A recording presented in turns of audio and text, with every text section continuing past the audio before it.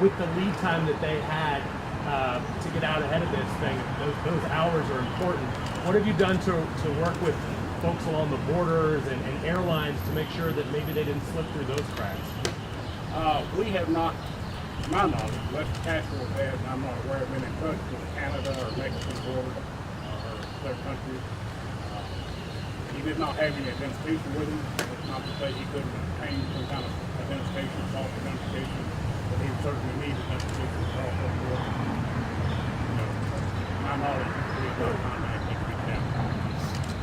Sheriff, the surveillance video, two videos of the intersection, will that be released? Actually, Any timetable for that? company or business that has the video, they have to bring their tech in and all that. Sheriff, in light of this event, are you taking any evaluations of the protocol for escorting inmates? Well, the protocols were in place. We have a policy. Required two deputies. This was, again, brings us to believe how it was orchestrated because we had two vans of inmates leave just minutes before Director White had Casey White called us. Both of those vans had two deputies on. One had 5 inmates, the other had 7 inmates. 2 minutes after the second van left, Director White instructed another correctional deputy to bring Casey White up to prepare him for transport. That's when they put the handcuffs and the shackles on him as customary and protocol. She informed the booking officer that she was the only available person certified to carry arms to transport, so she was going to bring him to the courthouse, drop him off to the other deputies, and then go to a medical center. So, that's why I'm sure that the booking officer didn't question it. After all, he was her boss. And she coordinates all the transport. That's sort of how that transpired. So is your investigation going with, now that there's a warrant, are you going with now more that she could possibly be involved, that he didn't coerce her, threaten her against her will? Is that still a possibility? That he threatened her? Mm-hmm. We know she participated. Right, participated. Now whether she did that willingly or if she was coerced, threatened somehow to participate in this case. Not ruled out. Not really sure, but we know for sure she did participate. There's video stills released for his most recent appearance. Is that what we can expect him to look like now with the crew cut, not the longer cut? Yeah, that photo was taken in the hall of the detention center Tuesday. Okay, They left very on good. Friday. Are they related in any way? They're not related. Is there any evidence that they had spoken before Friday? We're looking into that. Any knowledge of We're viewing video footage, phone calls, every avenue we have to see if there was any kind of... There's information that Ms. White had. Let me get this. Yeah, obviously you guys, especially deputies, work pretty closely with each other. To have this happen with one of your own, how upset are you? Do you feel betrayed at all with the way this has played out so far? Well, absolutely, if she did this willingly. Those of us who work with Vicki White and have worked with her for years, this is not the Vicki White we know. By any stretch of the imagination. She has been an exemplary employee. Told by the director of the jail that Friday night it was like we went a funeral wake. The employee was devastated that she was involved in this. The concern for her, concern for her safety, as are we. And we just hope that this has a good end. She just put in for her retirement of better than 16 years, right? Yes. She's been talking about retiring for 3 or 4 months, and and they've done some things. She did sell her home about a month ago, and talked about going to the beach. That's just everybody thought she was going to retire. Right. Did you have an effective date in place for her to retire yet? I'm sorry. Did you yet have an effective date of retirement yet? She was to retire that day. That was to be her last day of work. So that's questionable. Now, over here. So we know that he tried to escape a few times. Why wasn't he moved to a state prison? I didn't hear you. I'm sorry. We know he has a history of attempting to escape. Why wasn't he moved to a state prison? He was brought here from the Department of Corrections on February the 25th.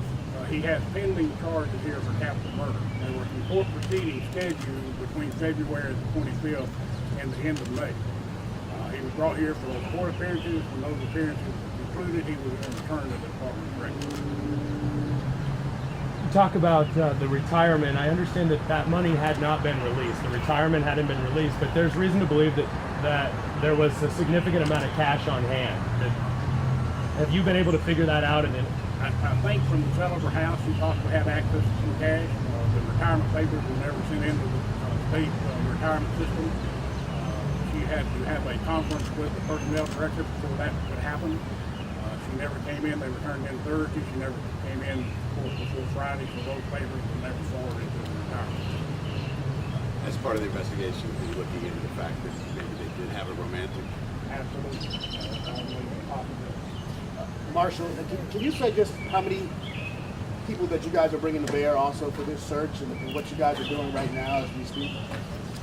Yes, I said we've partnered with the Sheriff's Office for many years, and this is now a major case for the United States Marshal Service, which triggers additional resources. I won't go into the exact number that we have on site and other locations also. But as the Sheriff said, we are receiving tips. We're following up on each and every one of those tips. So we're fully committed to this investigation. As a member of law enforcement, is it harder to maybe find them because she may know the tricks of the trade? Well, obviously, she's been in corrections for 17 years, so she has knowledge of the general citizen.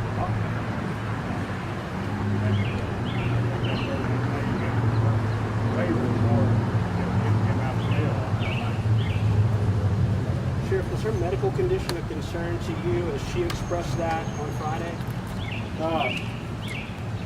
We don't think it was real. We think that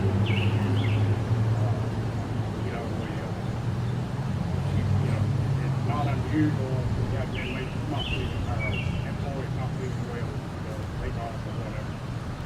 She just reported that morning that she wasn't feeling well, so she's going to drop them off and go to Sheriff, maybe to the Marshal Service as well, can you quantify the number of tips you've received, whether any of those have been, substantiated, where they're coming from? Are these from across the country, various states? I just know we've gotten several tips. I don't keep a tally on the numbers of investigating firms, but we have several homicide investigators, federal, state, local, that are following up on those tips anyhow. Sheriff, talking to some of the employees, has anyone said that they had any belief that you had a relationship? Not that we've been able to confirm at this point. We're still looking into that. Here's a phone call, getting video, getting any kind of extraordinary amount of we were working in her job here throughout the detention center, on a regular basis, several times a day, walking the hall. She had several opportunities each day to be in contact with any given inmate. Given the lead time, do you have any sense where they are at this point? We don't. If you knew where they were at, we'd be there. Have you had the opportunity to talk to Tommy Ridgway's family? I have talked to her son, and they given them my phone number, and any questions they had, not hesitate to reach out to them.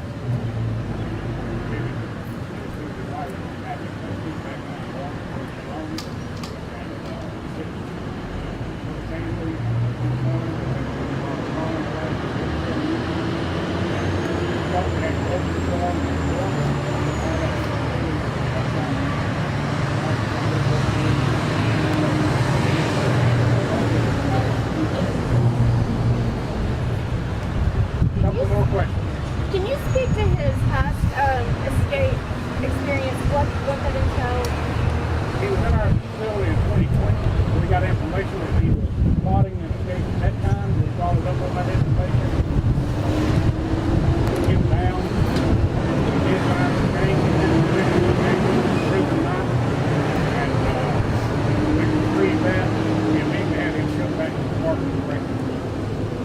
that was at the time, although we had a policy in place with two officers escort inmates at that time, we emphasized that policy with him.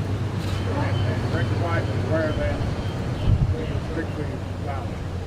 And Sheriff, just to clarify, you said that it was February of this year that he had been brought back to the Lauderdale County Jail, correct? February 25th. One more question. Sheriff, Yes. under Alabama law, an inmate facing capital sentences, could he be facing the death penalty? Absolutely. That's what the capital murder charge is. The possibility of death. He has nothing to do with his violent past. He is extremely dangerous, and I won't emphasize as much as I can. We're concerned about everybody, but there's going to be some law enforcement officers somewhere in this country, this state, that's going to come across this guy. I can't emphasize enough to our brothers and sisters in blue, don't take any chances with this guy. He's dangerous. And I can't emphasize that enough to our fellow law enforcement officers across the country. If you encounter this guy, you need to know he is dangerous. Don't take any chances. Thank y'all again for coming out and helping us helping us get the word out. We will capture them.